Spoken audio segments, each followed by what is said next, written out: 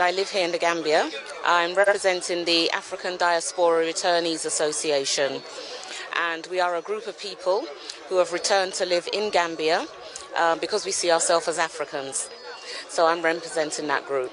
Why did you make the decision, knowing that Africa has a history of political instability, a history of backwardness in terms of economy, corruption and all that? You left the life that you lived in, probably in the Caribbean or in the UK or somewhere in America, to come and live in the Gambia. Wow, you made some sweeping statements there. Political instability, poor economy. That's not the Africa that I see. That's the Africa that the BBC and the CNN tells us about. Africa's our home as black people, and we have to make it what it is. If you think the West was paved with gold, it wasn't.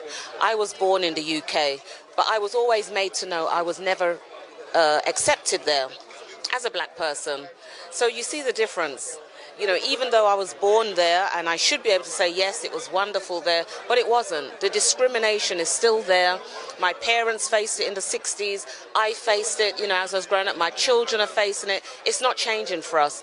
So it's imperative that we come home and we build Africa so that we don't make the statements that you made about the political instability, the poorness. Africa is a rich continent, and everybody else can see that except us. This is why other people are coming here, but we're not coming here. So we need to come here and we need to enjoy the fruits of Africa.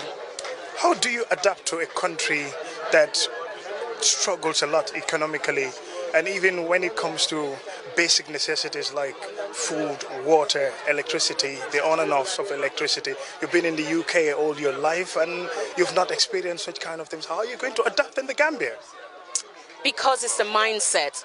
If you're coming home to Africa, you have to come home with a different mindset. The UK is the UK, Africa is Africa.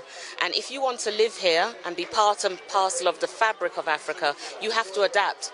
But in that adaptation, you have to be part of the change as well.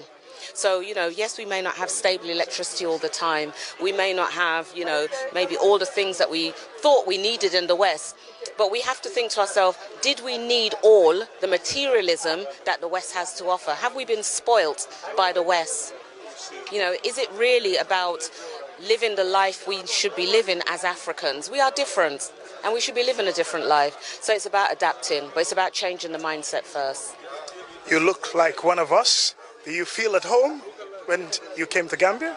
Absolutely. I've been coming here for 14 years, living here permanently for 2 years. This is the happiest I've been in my life. Every morning I wake up, I see the sun, first of all, and then I see people that look like me. That's enough for me. That's enough for me.